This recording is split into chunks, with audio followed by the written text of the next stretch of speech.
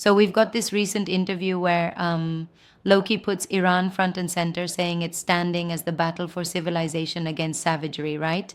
Yeah, exactly. It's a pretty bold claim, isn't it? Absolutely. It's like, well, he's suggesting that Iran is not just, a regional power, but a sort of moral counterweight to savagery. And that's a huge talk of civilization versus barbarism. Yeah, I get that. So, what do you think gives his argument the kind of punch it has? I think it's, his entire framing. He goes further by branding Netanyahu as one of the great killers in human history. That's not a minor remark, it's incendiary.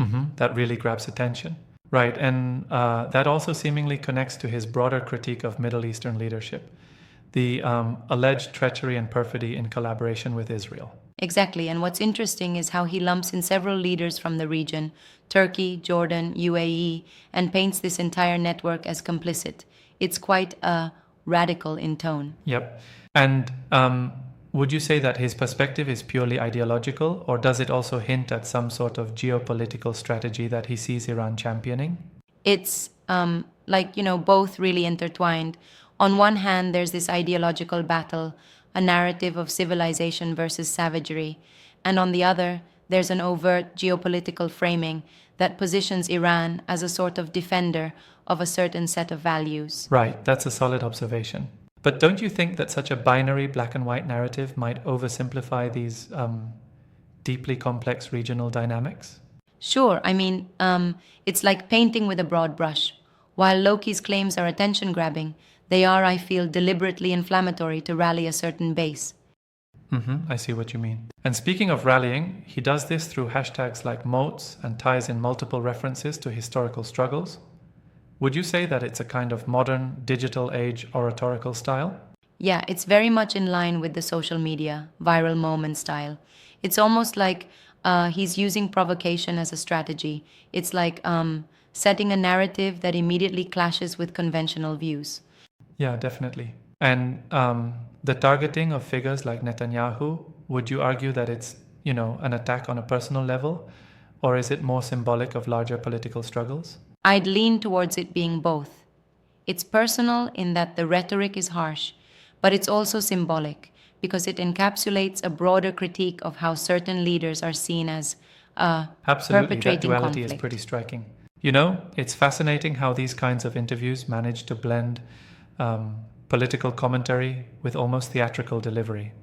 The language is loaded. Terms like civilization and savagery are meant to evoke very strong images. Exactly. It's like the narrative tools being used here are very deliberate. They're designed to provoke emotional responses rather than, offer measured analysis. It definitely stirs up strong feelings. I also noticed that alongside his hard hitting commentary, there's an undercurrent of a call for a re-evaluation of alliances in the Middle East. Do you see it that way too? Yes, absolutely. It's like he's challenging not just individual policies but the entire network of alliances. He criticizes the collaboration among certain Middle Eastern leaders with Israel. And by that, he seems to be urging a shift, a rethinking of regional loyalties. Right, that rethinking could have big implications. But here's a thought. Do you think that by adopting such a confrontational tone, he risks alienating parts of his potential audience? I mean, isn't there a danger in polarizing an already fractured situation? That's a fair critique. While the language is meant to rally supporters who are, already leaning towards these views, it might indeed, as you say, alienate moderates or those seeking a more nuanced debate.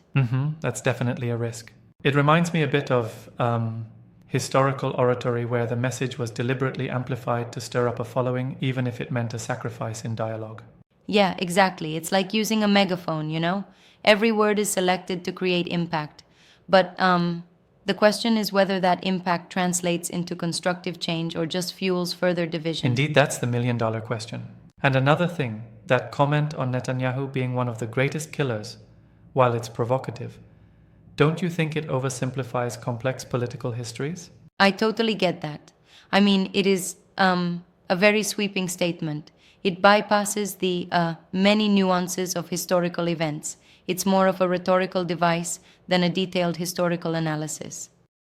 Yeah, that seems like a fair assessment. I can see how someone might challenge that, saying that such robust statements need more comprehensive backing rather than just bold rhetoric. Certainly, and while it's effective as a rallying cry, one must consider that it simplifies a highly multifaceted conflict. It's like, boiling a rich stew down to a couple of ingredients. Exactly. It definitely makes you think, though, about how political narratives are constructed and what gets amplified in the public discourse. Absolutely. It's a striking reminder about the power of language in shaping political identities. The interview not only aims to inform but also to polarize. Right? It does pack a punch, doesn't it? No doubt.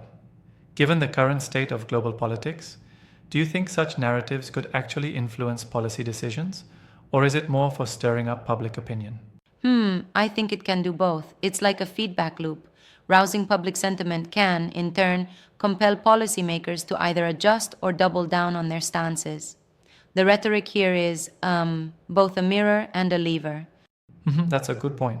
And isn't it interesting how platforms like YouTube, where the interview airs, become battlegrounds for these narratives?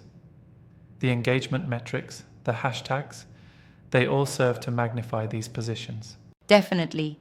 It's like the digital age has turned every interview into an instant arena. The blending of performance and politics makes it both captivating and, sometimes, dangerously simplifying. Yeah, that digital amplification is key. At the end of the day, whether you agree with Lowkey's framing or not, it makes us look at how modern discourse is shaped by these bold, sometimes oversimplified narratives. Exactly, and it challenges us to dig a bit deeper, beyond the surface level slogans, to really understand the complexities of the region, the alliances, and the historical baggage everyone carries. Right? That's a critical takeaway? For sure. It's a reminder that while provocative statements can energize a conversation, they also demand a more thoughtful reflection on the intricate realities behind them. Absolutely. It's both an invitation and a challenge to not just take things at face value, but to question the narratives and look at the broader picture. Indeed. Well, it's been a pretty lively discussion. Thanks for breaking down these points. It certainly gives us a lot to mull over. For sure, it's been great dissecting all this with you, reflecting on the power of language, the intensity of political rhetoric, and its real world implications. And that's the kind of conversation that really makes us think, yeah?